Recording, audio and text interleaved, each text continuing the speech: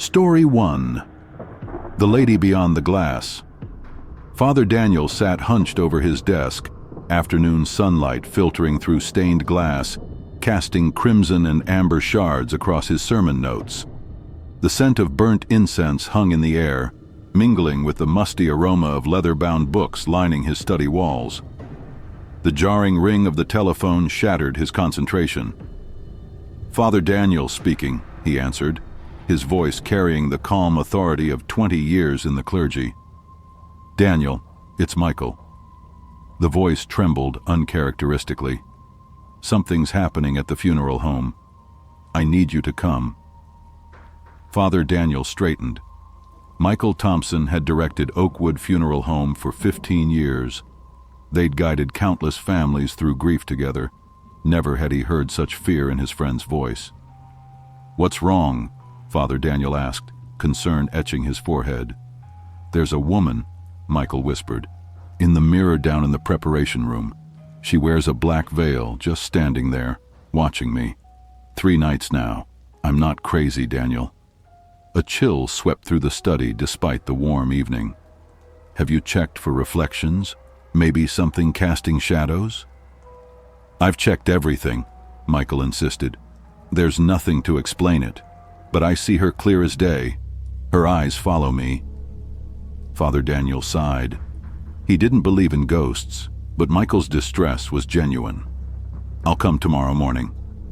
The next day, Father Daniel drove to Oakwood Funeral Home, an imposing Victorian structure with weathered brick walls strangled by ivy. The building seemed to absorb sunlight rather than reflect it. Michael greeted him at the entrance, disheveled. Dark circles hung beneath bloodshot eyes, his usually immaculate tie hanging loose. "You look terrible," Father Daniel remarked, clasping his friend's shoulder. "Haven't slept in days," Michael admitted, leading him inside. The heavy oak door closed behind them with an ominous thud. Their footsteps echoed across marble floors. They descended a narrow staircase to the basement. With each step, the temperature dropped until Father Daniel could see his breath. The sharp tang of formaldehyde assaulted his nostrils. The preparation room was clinically sterile, with gleaming metal surfaces. At the far wall hung an ornate mirror, its gilded frame incongruously baroque against the modern surroundings.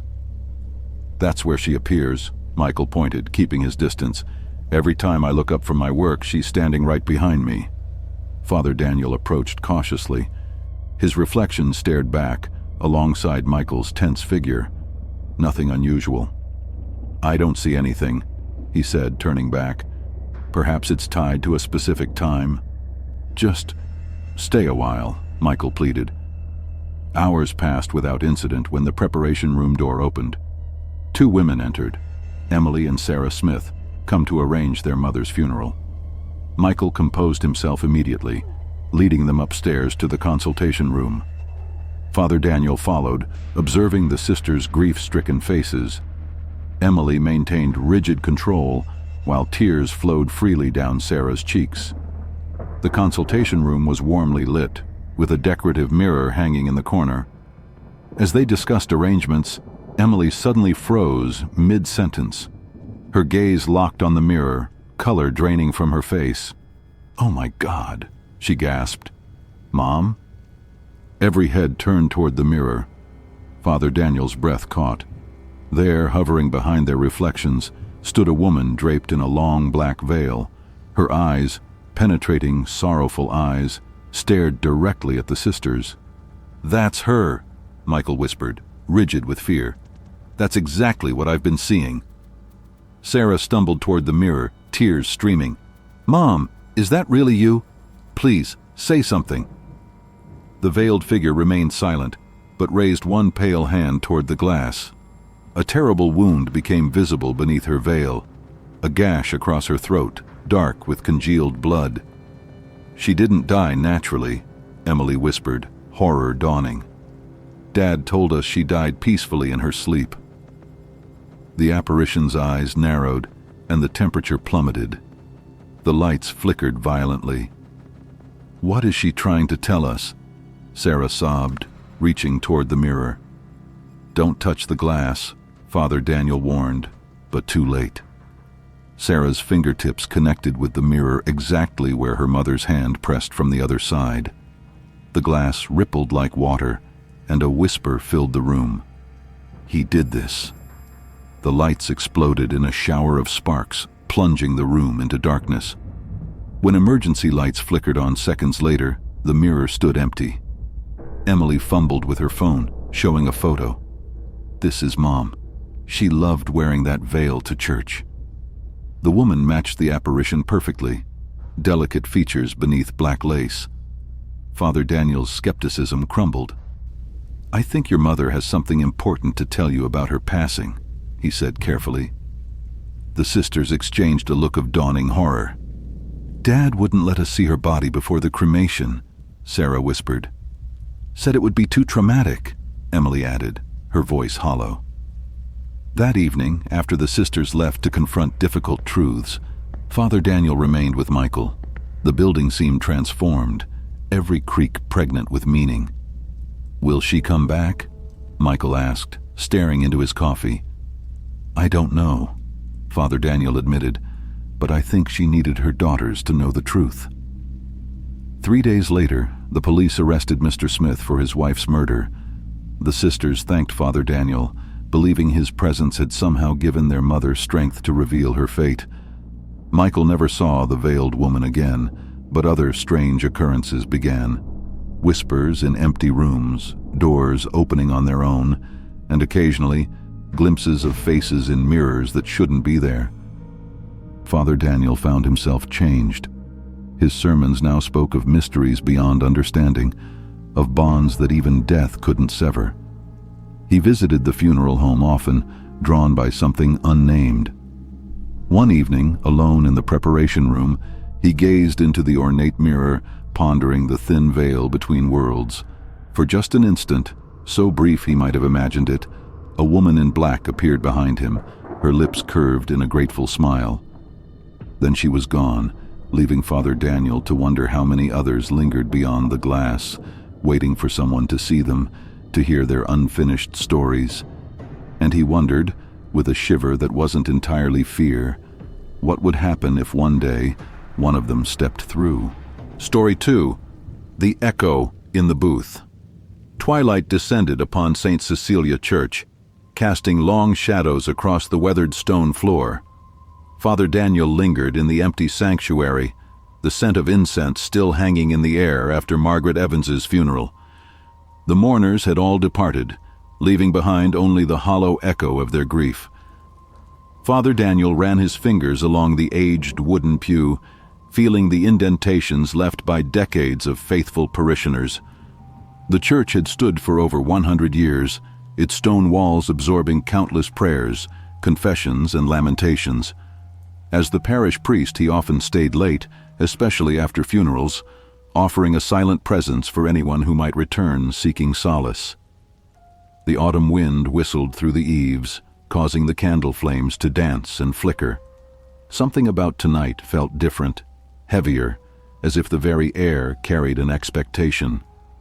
Father Daniel approached the altar, genuflected, and whispered a final prayer for Margaret's soul. With a deep sigh, he made his way across the nave toward the confessional booth. Its polished oak door creaked as he entered, settling onto the familiar bench inside.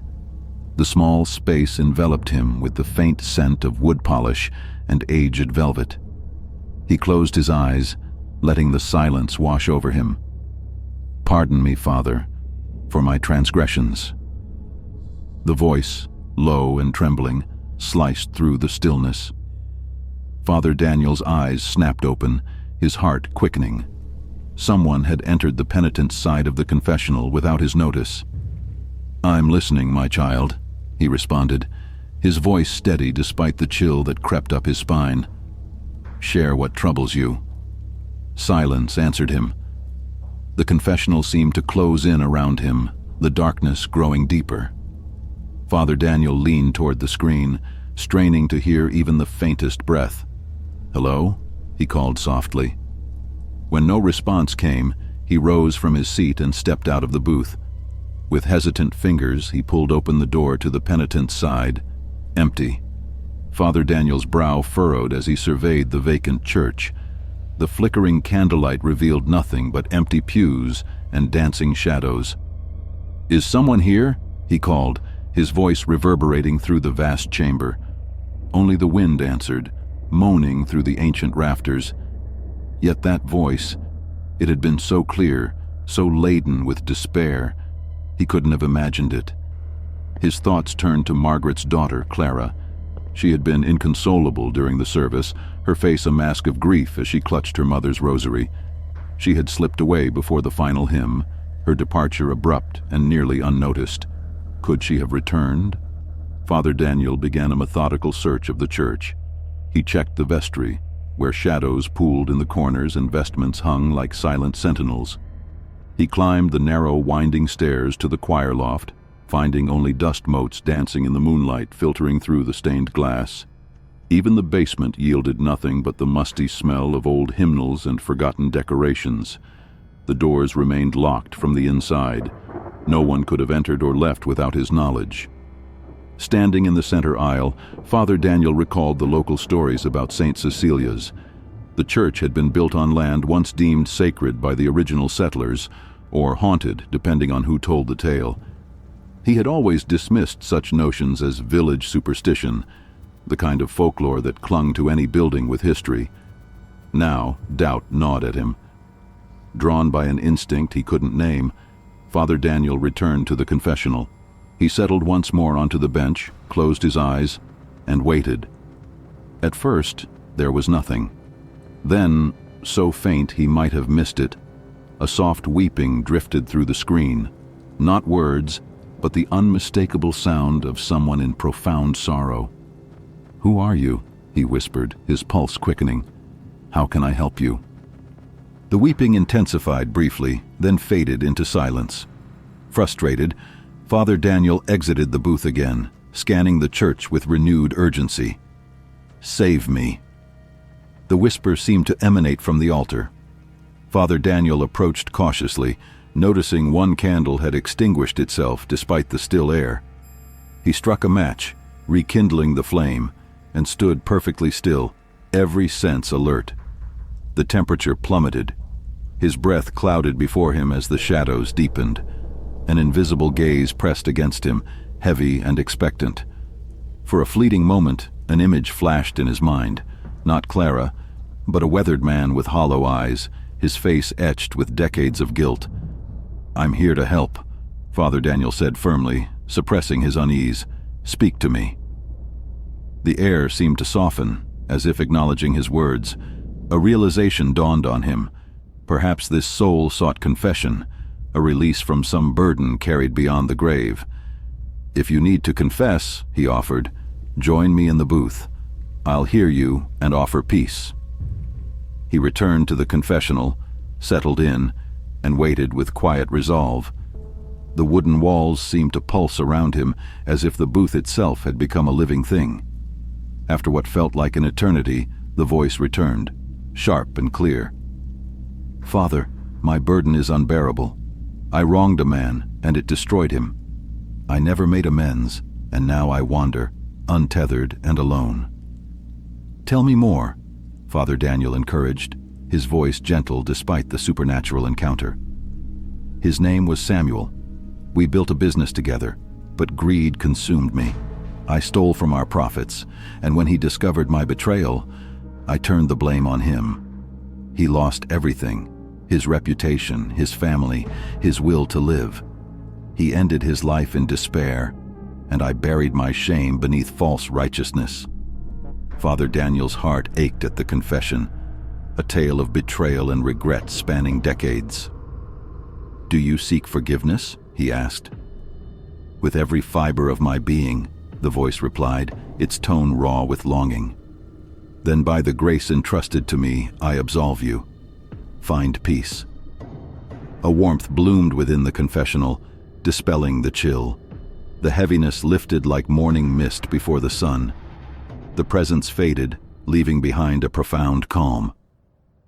Father Daniel remained seated, trying to process what had transpired. Had he truly communed with a soul trapped between worlds? When morning light filtered through the stained glass, he searched the parish archives. A yellowed newspaper clipping from 60 years prior caught his eye, an article about Samuel Grayson, a respected merchant who had taken his own life after a financial scandal. His business partner, Henry Wells, had accused him of embezzlement, escaping scrutiny himself. Henry Wells, could that be the spirit who had spoken? That afternoon, Father Daniel visited the churchyard. He found Samuel Grayson's weathered headstone tucked in a forgotten corner, partially obscured by overgrown ivy. Nearby stood another grave, Henry Wells, who had died just 3 months after Samuel. As Father Daniel knelt to pray for both souls, a warm breeze stirred the leaves around him. For a moment, he thought he heard a soft, "Thank you," carried on the wind. Walking back to the church, he reflected on the confessional's sacred purpose, not just for the living, but perhaps as a bridge where those burdened with unresolved guilt could finally whisper their regrets and find release. That night, as Father Daniel prepared to lock up, he paused by the confessional booth. Its door stood slightly ajar, though he was certain he had closed it. With a hesitant hand, he pulled it open, empty, as expected. Yet somehow, he knew he wasn't alone. "Father," came a new voice, unfamiliar and desperate. "Will you hear my confession?" Story 3. The Silent Watchers. Father Michael adjusted his robes as he entered the small chapel, his breath visible in the frigid air. He was there to officiate Eleanor Thompson's funeral, a kind-hearted woman who had devoted her life to their tight-knit community. Only 10 mourners occupied the pews, her daughter, a few cousins, and an elderly neighbor. The room remained quiet, save for the soft rustling of hymnals and occasional sniffles. As Father Michael began the service, his gaze drifted to the back of the chapel. There, shrouded in shadow, stood several figures dressed in black. They remained utterly still, their forms rigid as stone statues. No breath clouded the air around them, no movement disturbed their dark clothing. Father Michael assumed they were distant relatives, perhaps too shy to join the family up front. Yet something about their presence unsettled him. They seemed detached from the scene, untouched by the sorrow filling the room. He continued with the eulogy, recounting Eleanor's gentle spirit, but his eyes kept returning to those silent figures. They didn't shift, didn't whisper, didn't even blink. When the service concluded, Father Michael approached Eleanor's daughter, Emily, to offer condolences. Casually, he asked about the people at the back. Emily frowned, her eyes red from crying. "There was no one at the back, Father, just us, 10 people. You saw everyone here." A cold sensation crept down his spine. He turned to look again, but the spot stood empty now, the shadows undisturbed. Shaking his head, he murmured something about the dim light playing tricks. But as he left the chapel, the image of those motionless figures lingered, sharp and disquieting. That night, Father Michael sat alone in his modest study, the glow of a single lamp casting elongated shadows across the room. He couldn't dismiss what he'd seen. Fatigue, perhaps? The life of a priest was demanding, late-night confessions, early morning masses. But this felt different. He pulled an old parish ledger from the shelf, leafing through yellowed pages for any mention of strange occurrences. Nothing, just names, dates, and the ordinary rhythm of life and death. He leaned back, rubbing his temples. A faint sound, like the rustle of fabric or a distant whisper, drifted through the silence. He froze, listening, but it vanished as quickly as it appeared. Unnerved, he lit a candle and whispered a prayer, the flame wavering as if caught in an invisible draft. 3 weeks later, Father Michael found himself at another funeral, this time for a young man taken too soon in a car accident. The church was fuller now, with 30 mourners filling the pews, their grief raw and palpable. As Father Michael spoke of hope and remembrance, his heart sank. There they were again, the figures in black, seated at the back. They sat in perfect stillness, unnoticed by the weeping friends and family. One seemed to watch him, its head tilted slightly, though its face remained obscured. Father Michael's voice faltered momentarily, but he steadied himself, completing the service with a prayer. Afterward, he wove through the crowd, determined to reach them. But as he approached, they vanished, leaving the pews empty and the air noticeably colder than before. Troubled, Father Michael sought out Father James, a seasoned priest who'd witnessed decades of parish life. They sat in the rectory, steam rising from their teacups, as Father Michael shared his experience. Father James listened attentively, his weathered face creasing with thought. "I've heard similar accounts," Father James said finally. "Not often, but they emerge occasionally. Whispers of figures at funerals, visible only to certain individuals. Years ago, I glimpsed something myself at a child's burial. A small shape by the graveside watching. I thought it was a stray mourner, but it disappeared when I looked again." Father Michael leaned forward. "Did they ever return?" "No," Father James replied, "but I've sensed their presence sometimes, especially when grief runs deep. Perhaps it's the sorrow that summons them." That night, Father Michael dreamed. He stood in the chapel, alone, surrounded by the figures in black. They formed a circle, their faces hidden, their presence heavy with unspoken weight. One stepped forward, extending a pale hand. Hesitantly, he reached out. When their fingers brushed, a wave of sadness washed over him.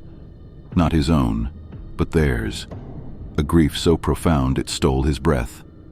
He woke gasping, the echo of their sorrow clinging to him like morning mist. Determined to understand, Father Michael visited Eleanor's grave one crisp autumn evening.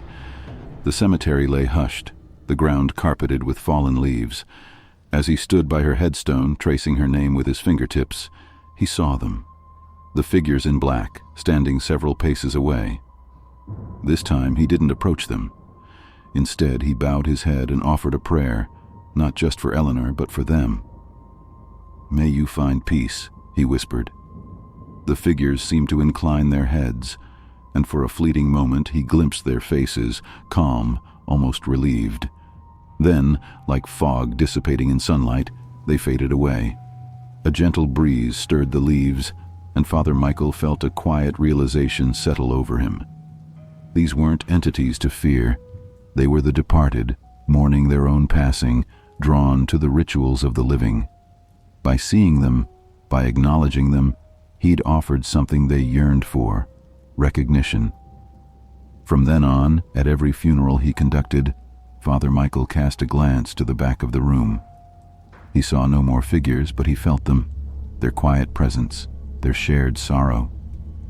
Before each service ended, he'd pause, adding a silent prayer for the unseen mourners. Death, he realized, wasn't an end, but a transformation, and grief wasn't exclusive to the living. Those who lingered in the shadows mourned too, waiting for someone to notice. As he left the cemetery that evening, Father Michael couldn't shake the feeling that he was being watched. He turned back once more, and there, just briefly, a single figure stood among the graves, raising a hand in solemn farewell.